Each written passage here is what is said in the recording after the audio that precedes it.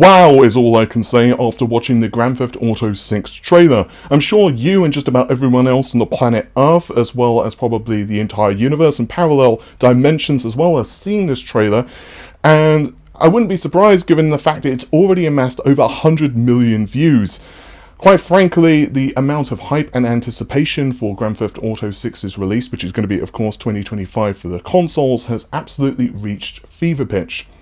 And from what we can see from the trailer, while there wasn't a ton of gameplay, we can see the normal Rockstar shine and polish with a lot of style as well thrown in for good measure. The graphics, as you would expect, have received a massive upgrade as well as numerous aspects of the engine, as Rockstar have upgraded it to Rage version 9. We're going to be talking about some of that stuff in this video, but I want to focus the video really on the frame rate targets of what we can expect from the current generation systems, in other words the Xbox Series X and PlayStation 5. Throw in the PlayStation 5 Pro for good measure, and also why Rockstar have most likely delayed the PC version of the game past what we, of course, know the release window to be for the consoles. As you can imagine, there's a lot of stuff to go through here, so let's just get right into it. Well, after this message, of course, from the video sponsor. If you're running a copy of Windows 10 which isn't activated, of course, not only do you have to worry about the missing customization options, but there's also that annoying Windows desktop watermark reminding you to activate. Today's video is sponsored by WhoKeys.com, and they have an excellent price on Windows 10 Professional as well as Home keys. Yeah, and they also of course sell games. I've bought a few Windows 10 keys with my own personal account to test everything was legit and worked in preparation for this sponsored video. You can pick up one of their keys for 25% off using the coupon code RGT in the checkout. There's links to their website in the video description. Also, if you're building a few systems, there's bundles available too. Again, you can check out WhoKeys.com and use the coupon code RGT for 25% off the listed Windows 10 key prices. So there are a couple of very important pieces of groundwork we need to lay before getting too deep into the technical weeds. The first is, as of the time I'm recording this video, nothing officially has been stated by Rockstar regarding the performance targets of the game on the console. Frame rate resolution has not been discussed, and that's really quite understandable at this point in time. After all, the game doesn't launch until 2025 on the console, so that's a lot of time left in the tank for optimization. It's very possible, therefore, that the studio are still figuring out exactly what internal resolutions will be the final ones for the console, and just some stuff hasn't even been implemented yet. The game, as I just said, is not out for quite some time, so we're looking at a lot of time left for Rockstar to just tweak, optimize, and improve visuals, and just really, yeah, they have no rush to state this stuff at this point in time. There's also no indication, and this is the big one, what hardware the trailer was running on. Now, if you guys are aware what it is, and I've just missed it, please let me know, but I've done some digging, I just couldn't really find it. Some folks were saying it was based on a high-end PC, but again, I couldn't find anything concrete, at least that Rockstar themselves have confirmed. To that end though, let's talk a little bit about the engine. So there's a fascinating article from rockstarmag.fr. I'll leave a link, of course, in the video description. Now they go into several key areas Rockstar wanted to improve the Rage Engine 4 as it moves into version 9. Game physics such as water and vehicle damage, a more realistic day and time cycle, improvements in the rendering of the world, better textures of course, lighting, clouds, etc, etc. And finally, artificial intelligence, such as how NPCs interact with and behave in the world. If you're a regular viewer, you'll know that I think the PS6 and next generation Xbox are going to be really focused on this stuff. And I'm probably going to put out a video pretty soon actually going further into AI and stuff like that.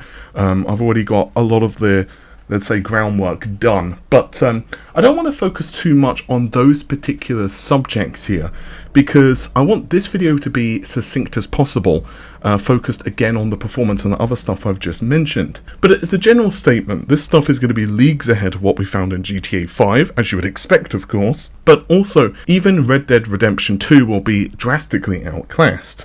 And honestly, given that we're going to be seeing current or next generation consoles heavily leveraged, that is honestly to be expected. But in essence, some of this stuff is going to hit the system's processor, CPU, Other elements are going to be more impacting the GPU, while other stuff is going to hit everything at once, including the SSDs of the console. After all, you can imagine traversing such a large city, such a large landscape. There's going to be massive amounts of data being pulled from the SSD, swapped into memory, etc, etc, etc. So then, this brings us to the $64,000 question. Can Grand Theft Auto 6 hit 60 FPS on the console? There's been a lot of discussion about this on Twitter, and a number of people asked me my opinion about this, and honestly, the ultimate bottleneck, at least in my opinion, for the PS5 and Xbox Series X console is probably going to be the CPU, not so much the GPU. In many ways, the graphics processor, it's actually more easier to manage loads. Now, you can lower internal resolutions if you need to, use upscaling solutions, for example, AMD's FSR2, and of course tweak other elements in the visuals so that they're just reduced. I'm sure you guys, if you've owned a PS5 or an Xbox Series console, etc., you're going to be more than familiar of seeing performance and quality modes, and this of course will typically adjust things like the internal resolution, whether ray tracing enabled, LODs, that type of stuff. But things do get more tricky when stuff is more CPU dependent. Because if a game's systems, such as, let's say, for basic suggestions, vehicle and NPC density, physics, artificial intelligence, and a bunch of other gameplay elements are all heavily tied to the CPU, if you start to cut back on this stuff, it can really start to affect the gameplay loop and experience. Imagine, if you will, that you start to cut back on the density of traffic just really substantially. And if you were to do that, of course, it would make certain missions just much easier because you just wouldn't have to worry about dodging around so many cars. That is a very simplified suggestion of one way that this could impact things, but it's just to give you one kind of thread to start pulling in your mind. Now, it really does, however, depend on how close they are to hit that 60 FPS target. Let's assume in this hypothetical situation that you have a GPU load which is quite low. Let's say that you're running the game at 720p with a lot of low settings. The game, however, is getting 50 FPS because, again, it's the CPU which is the culprit. Now, it's very possible that Rockstar could then just go in and have a mode which would essentially just adjust the draw distances slightly, reduce animation quality for models which are further out, more aggressive LODs, for example, the density of traffic, NPCs, and start to claw back more performance to hit that 60 FPS target. Now, another thing that Rockstar could definitely do, and one I'd actually be all for because I don't think enough developers do this, they could offer a 40 Hz mode. We've seen this being employed by some developers already. A really good example of one of the games that's used this quite well would be Ratchet and Clank. And this basically is for those of us who own 120 Hz screens. In essence, it's not as good as 60 Hz, of course, because you still get higher render times and input latencies. But for those of us who have 120 Hz variable refresh rate screens, it's pretty damn nice. It's not as good, again, of course, as 60 Hz, but it gets somewhere close to a middle ground. As for the Xbox Series S, Microsoft's Junior console again has the same CPU as the base one, essentially speaking. The major cuts would be the RAM and GPU, as most of you know. It's going to be very interesting to see how Rockstar deals with the Series S and image reconstruction.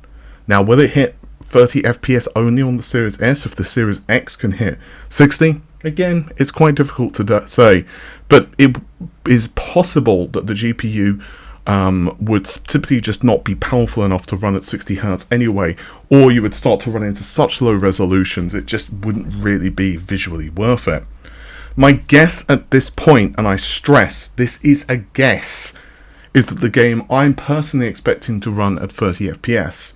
We'll know a lot more, honestly, when we see more footage of the game, especially running on consoles. But at this point, my personal guess is that it's going to be 30 Hz. With that said, I would love to be proven wrong by Rockstar.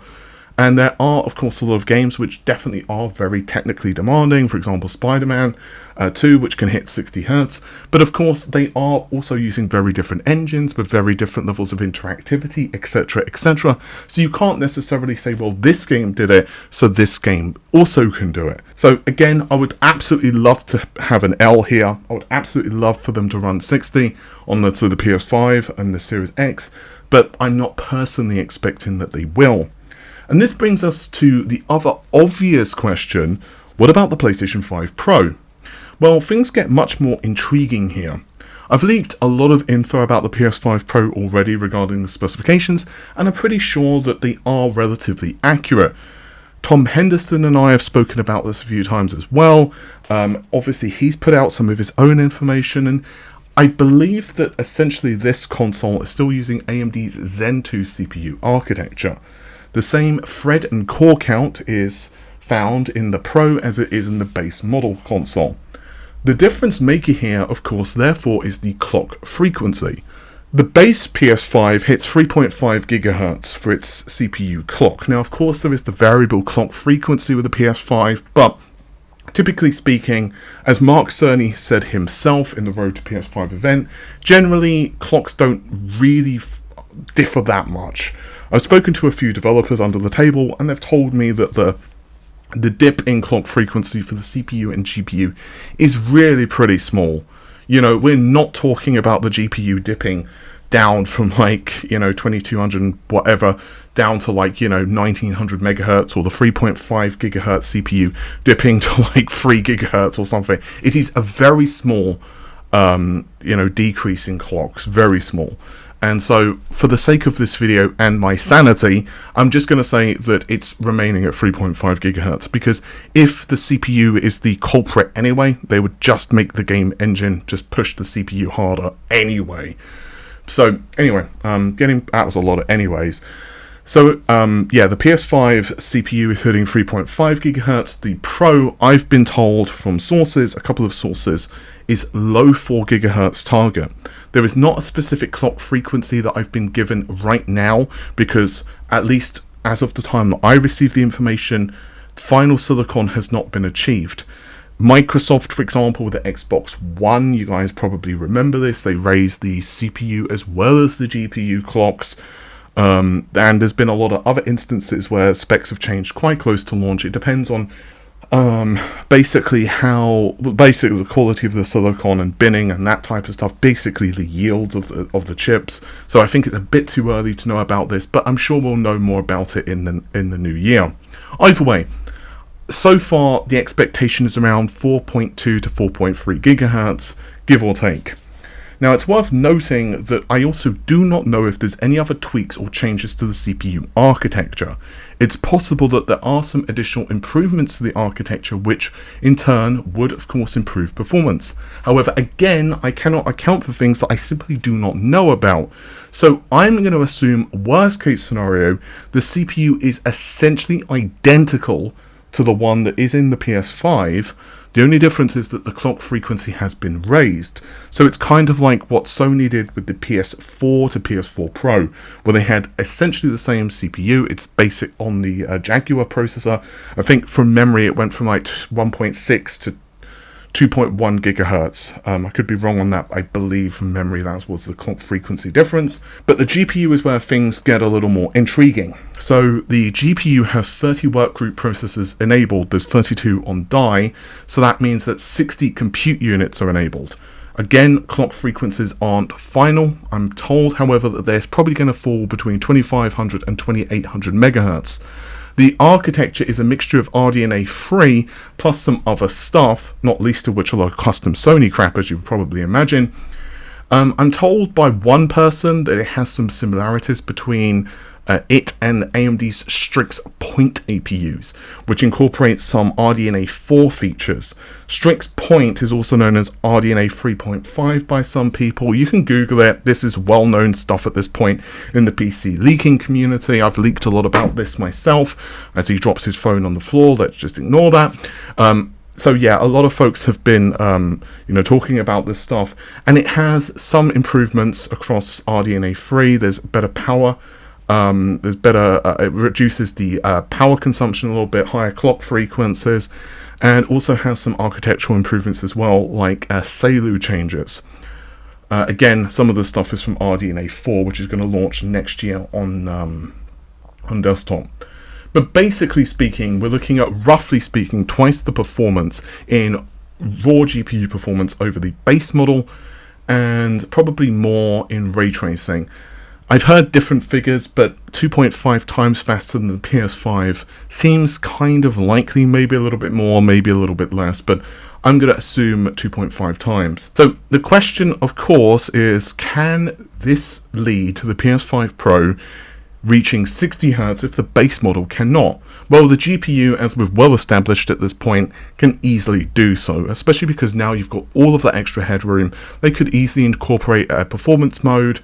And even if this game is ridiculously GPU heavy, like ridiculously so, where performance mode would need like 1440p or something like that to upscale to 4K using something like FSR, they could do that. However, whether the CPU can handle it, I'm not certain. It would again go back to the pesky question of how is the PS5 and Xbox Series handling things? If, for example, the PS5 on average was just about maintaining like 35 FPS, assuming there was no VSync or whatever, then increasing the CPU performance by like, 20%, 25%, 30%, that ain't gonna do it. On the other hand, if it was somewhere like, very close to it, they could regularly get quite close to those performance numbers, then definitely a Pro could easily hit the goal.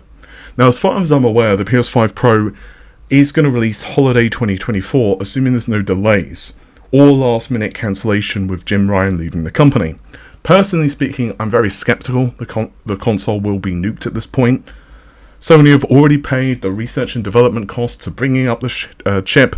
They've worked with AMD, it's designed, it's done. So the only reason that the console would really be canned at this point is if Sony reached out to developers and they were not happy about the prospect of working on another piece of hardware, or there are big issues that Sony just couldn't have foreseen. Frankly, again, I'm skeptical this is the case, but, I'd be remiss not to mention it. So if the console launch does go through, again, you would assume Grand Theft Auto, because it's going to launch after the PS5 Pro, it would have a day one patch. So yeah, that's kind of what we saw with the Xbox One X and PS4. Now, I also just really want to quickly mention the PC, because I think some folks are disappointed and surprised that there's no PC day one launch, but honestly, given the historical trend we've seen with GTA, as well as other games from Rockstar like Red Dead Redemption 2, it's not too surprising. I have absolutely no insider knowledge from Rockstar to guess when the PC port hits. My assumption, just the fact that they're not saying it's 2025, is it's going to be 26 or 27. Again, I do not know that for certain. For all I know, it could be 2 days after the console port launches. With that said, at this point, obviously, the hardware on the PC is going to be just so much faster anyway. By that point, 2026, we'd probably have cards like the RTX 50 series, RDNA 5 would all be out. There's probably even going to be rumors of the RTX 60 and RDNA 6 architectures. It doesn't really surprise me though. Rockstar are doing this from a few reasons. The first is they know that a lot of folks are just going to double dip. Like, let's just be honest. We know that if we like a game, I'm speaking here as a PC gamer primarily myself. If I'm forced to buy it on the PlayStation or Xbox, I'll also probably buy it on the PC just to have access to ray tracing or better visuals or whatever. So yeah, I guess I'm kind of a sucker in that respect. The second point is that it also gives them fewer systems to optimize for. Again, if they're working on all of these different versions, Xbox Series, PlayStation, etc., that is multiple different versions of the game that they're having to optimize for, etc. Not to mention the fact that, well, the game is just so big, and when it comes to something like a PC, there are so many different pieces of hardware, so many different specs, it's not surprising that this is what Rockstar are doing. So I have a couple of questions for you guys, and I'm very curious to hear your thoughts. First of all, if you are primarily a PC gamer and haven't bought an Xbox or a PlayStation 5, Are you going to pick one up, or are you just going to wait for the title to just release on the PC? But also the question is, what will you expect from Grand Theft Auto 6 in terms of improvements to the gameplay, the immersive experience? Visuals and all that stuff are very important, of course, but ultimately it is a game, and therefore, well, we want to interact with it. I'll be very interested to see what Rockstar does with this title going forward, especially given, of course, that it's usually a landmark title for many other titles from other developers to kind of follow. We've seen that, of course, with other titles recently, with people heralding, for example, Baldur's Gate 3 as kind of an inspirational game. With that said, I think that's just about it for this particular video. If you've enjoyed it, you know what to do, leave a like and all that stuff. In the next couple of days I'll be putting out another video discussing a lot more about artificial intelligence in games and some very cool stuff. While it's going to be more Nvidia focused, I would highly encourage you guys, if you are PC players, or as well if you're console gamers, to check that video out, because I think it's going to give us a really good solid indicator of what's to come from Xbox as well as PlayStation. With that said, take care of yourselves, have an amazing day, stay safe, bye for now.